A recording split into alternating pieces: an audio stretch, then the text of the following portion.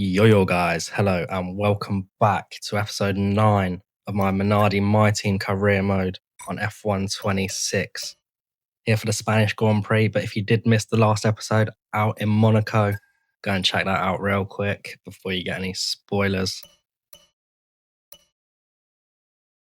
So last time out in Monaco, it was a bit of a nightmare and punch out on the final lap, and we did not manage to pick up any points in the Principality for ourselves and our teammates. So no points in Monaco, but we need to move on quick. We're here for the Spanish Grand Prix, so let's get into qualifying. First banker lap here in Q1 then. Do like this track quite a bit compared to previous years on the games anyway. You can, with the battery, race a little bit more.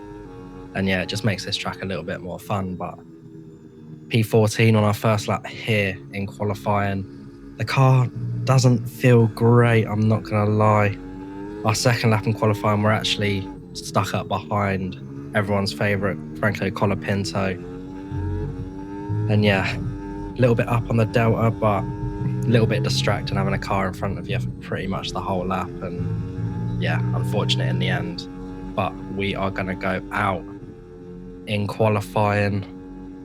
P19 on the grid for now, and yeah, not an ideal qualifying here in Barcelona, but we're gonna have to try and get up the grid on race day. And yeah, our teammate Nicholas Solov not getting through either, so double elimination here in qualifying. Let's get into the race.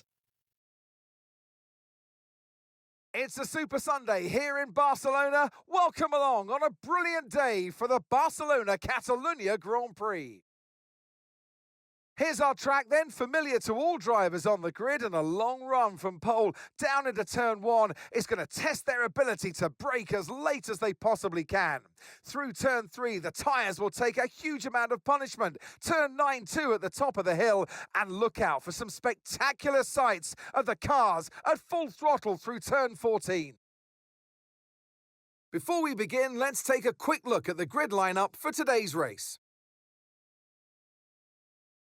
Charles Leclerc lines up on pole position, and it's Lewis Hamilton alongside. Looking at the rest of today's grid, we have Piastri, Norris, George Russell, and Antonelli, Verstappen, Sainz, Albon, and Pierre Gasly, Ocon, Lawson, Franco Colapinto, and Lindblad, Hulkenberg, Bortoletto, Valtteri Bottas, and Gabriele Mini, Hadja, Behrman, Stroll, Alonso, Solov, and Sergio Perez completes our grid.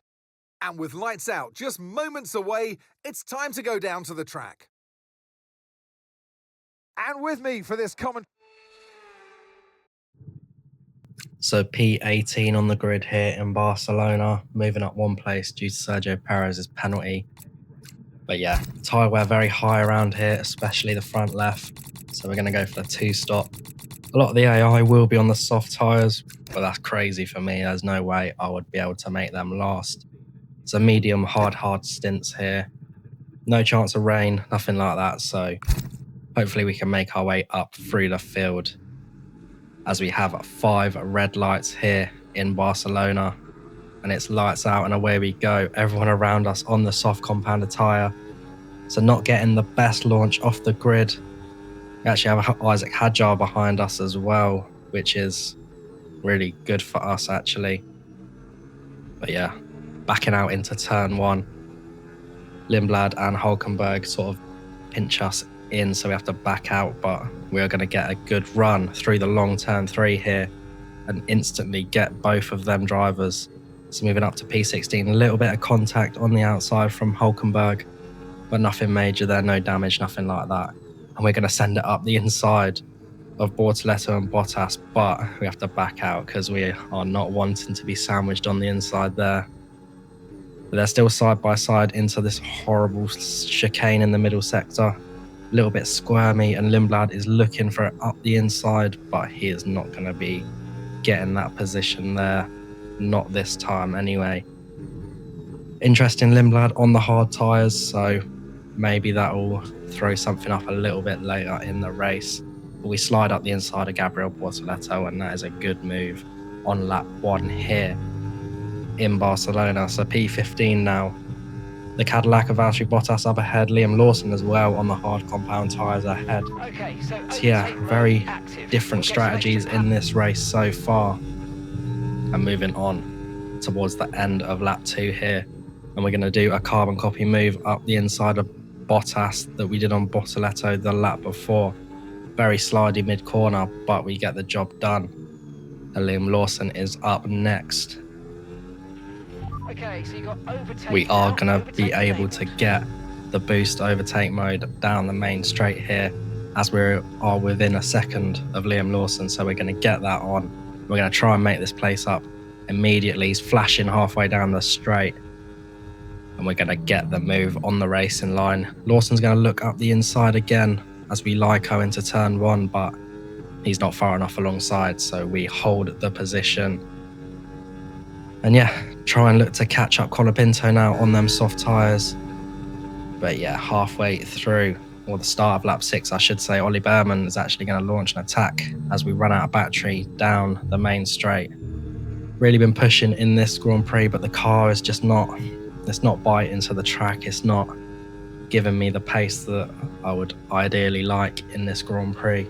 Okay, so we've got 27 but yeah, front left, as you can see, is wearing at a major rate compared to the other tyres. So yeah, we need to hold on in this race. And towards the end of lap 9, we haven't managed to get past Ollie Behrman again. The soft tyres on the AI are crazy, the tyre wear I'm able to get out of them. If I had softs on, there's absolutely no way I'd be at lap 9 now. I'd probably have to box a lap or 2 ago, but we are going to box on this lap off the mediums onto the hards, hopefully get a little undercut on the cars around us. And yeah, as long as we can have a good stop here, unlike the stop we had in Monaco, which was not ideal, but long pit lane here, so we're going to get the battery topped up nicely. And can we have a good stop? 2.5 seconds, not too bad. And yeah, we're going to come out of the pits in last place. So hopefully we can use these tyres well and yeah, pick up some positions. And at the start of lap 11, a load of people are in the pit lane. So we are going to pick up a few more positions. Esteban Ocon actually coming out just ahead of us into turn 1. Going to try and get closer to him as our tyres are nicely warmed up, but he is on the softs again, so he is probably going to romp away from us. Start at 12 now, more people in the pit lane. And we are actually going to undercut Franco Colapinto, so that is not bad from us there. He's on the medium tyres, so hopefully we'll be able to hold our own a bit longer than we would if he was on the softs. And yeah, coming on to the start of lap 15, Lando Norris sets the fastest lap of the Grand Prix as we get a track limit warning there. But we are going to go on the attack of Esteban Ocon as his tyres are already seeming to not have the advantage over these hards. We hold it around the outside into turn 1, and that's a nice move there. Really good stuff up into P11 now in the Grand Prix. Running out of battery though, so that is not ideal. Moving on to the start of lap 18 now though, we are trying to break the slipstream of Isaac Hadjar in the Red Bull behind us, who's starting to come through the field. He's going to look into turn 1, but he's not close enough this time around. Currently just trying to hang on, the tyres are not feeling that good anymore. As you can see on the thing there, we're actually going to box at the end of lap 20 and go on to our final hard compound tyre stint of the race. Hoping for another little undercut this time. And yeah, hopefully we have a good stop just like last time. As there are a few other people in the pit lane currently. And can we have a good stop? Yes, we can. Another 2.5 second stop from the boys. We are going to come out in P19 again though. So yeah, going to have to do a bit of work on this outlap and hopefully undercut a few others. end of our outlap here, start of lap 22 when we have a load of people in the pit lane. So we'll move up into P14 again. DRS is low.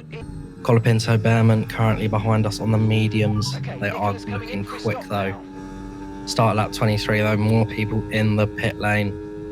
Isaac Hadjar actually just coming out, so we've undercut him nicely there. We'll have a little bit of a gap, but he will be quick and he'll probably be trying to get the position just like Colapinto is at the start of lap 24. P12 currently, Colapinto is going to look up the inside into turn 1, but we're going to hang it around the outside, giving plenty of room on the inside, but not enough of his car alongside us, and actually it's going to give Hadjar the opportunity to try and get past. We try and give Colapinto a bit of a slipstream because we'd rather the Alpine behind us than the Red Bull, but it did not work. And the start of lap 27, Hadjar is going to try and put a move on us down into turn 1. We're burning the rest of our battery to try and hold this position. He's going to send it down the inside, but just like before with Colapinto, he's not going to be far enough alongside, but he manages to hang it round the outside in turn 2, which gives him the position in turn 3, but we are not going to give up. We get the battery straight back on and we go up the inside of him into the next corner. So yeah, Hadjar is going to be much more difficult to keep behind than the Alpine, but we are going to try. He's still not giving it up though. Gets a good run off that little hairpin there. Where we would normally be Lycoing, we sort of can't as much, as we do not want to give up as much delta time to Isaac Hadjar. We get a decent run through the right-hander at the top of the hill. Hadjar's going to send it down the inside into the hairpin in the final sector, but we now need to stay with the Red Bull man. Can we get him back down into turn 1? Horrible traction zone here, but we managed to get a decent exit, little boost to get off the corner, decent run into the final corner, and we're going to get in the slipstream of Isaac Hadjar. We're going to drain the battery to see if we can get the Red Bull man back. We're gaining, we're faint to the inside. We're going to go to the outside and we're going to lunge it round the outside of the Red Bull man into turn 1. We hold the position, a little bit of a squeeze on the exit. Hadjar's still there though. Tiny bit of contact as he drifts into us, but we're going to do the switchback in turn 3 and we're going to get the position back finally. Really good wheel-to-wheel racing there between ourselves and the Red Bull man. And yeah, let's see if we can hold it this time. But again, Isaac Hadjar is not giving this up. He's right on our tail. We dip a wheel on the grass there, which compromises us going through the chicane. Over the top of the hill again, we get a decent run, but Hadjar gets a better one. And a carbon copy of last lap. He's going to send it down the inside into the hairpin. And yeah, can we do it again? We have a little bit less battery, a bit more squirmy on the exit as well, as these hard compound tyres are not as fresh as they once were. With a little bit of boost again off that corner, but unfortunately we were not able to keep up with Hadjar this time. Not enough battery, not enough pace in the car. And now we need to turn our attention to Franco Colapinto. He's going to go to the outside this time though, into turn 1, but we're going to send it down the inside and hold the position again. Not the cleanest of exits onto this long right-hander, but yeah, the front left is absolutely screaming already on the car, and yeah, we're just going to have to see if we can hold on to this now. Unfortunately, it doesn't look like we're going to be able to catch any of the people ahead as we get a safety car on lap 30, so very late in this Grand Prix. As actually Nico Hulkenberg spins and loses it out of turn 1 and gets the car beached on the grass. He's been disqualified from the Grand Prix, so a very weird one there. Hulkenberg unable to move now. In hindsight, the safety cars do not normally come out with like 4 or 5 laps to go. That's the latest it can possibly come out, and there was only 3 laps to go in this Grand Prix. So in hindsight, I should not have pit, because what you're about to see is a bit of a crazy end to the Grand Prix. But we thought, okay, let's get off these tyres. The field's going to bunch up. We get some fresh softs on because we only managed to get knocked out in qualifying 1 here. Safety car in And as you can this see, as we lap. come out the Safety pit car lane, in this lap. the safety Let's car's make sure those in tyres are up to on the temperature. next lap Remember, there's no overtaking as until we the get timing one line. crossing over the Stay in track line, but position until we the are green not flags. able to accelerate anymore. We are locked into a certain pace, and the guys ahead of us are not getting on with it. So we think, you know, screw it. We're not going to get a warning here for some reason for giving it a go on Stroll and Bottas and Bortoleto. We're overtaken under safety car and we're not getting punished for it, as the safety car has actually come in now. So yeah, I was very frustrated at this point. Definitely should have stayed out. And yeah, it's not going to make a difference in this Grand Prix, but yeah, going to go on to the penultimate lap now. We're going to overtake Perez, and we've not lost our heads here, but yeah, it's just another bit of a glitch on the game, I guess you could call it. I mean, I shouldn't have boxed anyway, but that's in hindsight, you know. But anyway, enough ranting and moaning from me. We're just going to bring the car home now. We did manage on the penultimate lap to get the fastest lap of the race here in Barcelona, obviously on the fresh compounded tyres. So yeah, that's all we're going to be getting from this race, unfortunately. Granted, if I'd have stayed out, I don't know if I would have been able to make it up into the points. The guys ahead were very quick, but yeah, we're going to come across the line for another disappointing weekend here in Barcelona. P17, not ideal at all.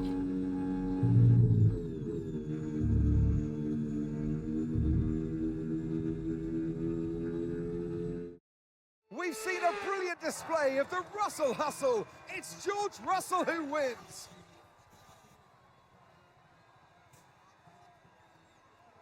It's not every day that we get to see such incredible wheel-to-wheel racing. Next time, they might consider making it easier for themselves, but today, we absolutely loved all the action that we got to see out there.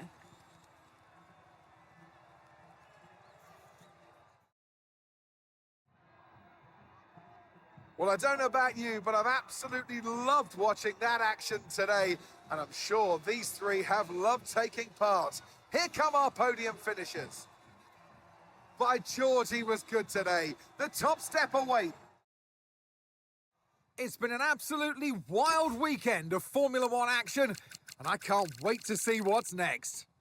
See a very silly end to the Spanish Grand Prix there. No points for ourselves, no points for Nicolas Solov. And yeah, bit of a calamity at the end with the safety car coming out for only a lap.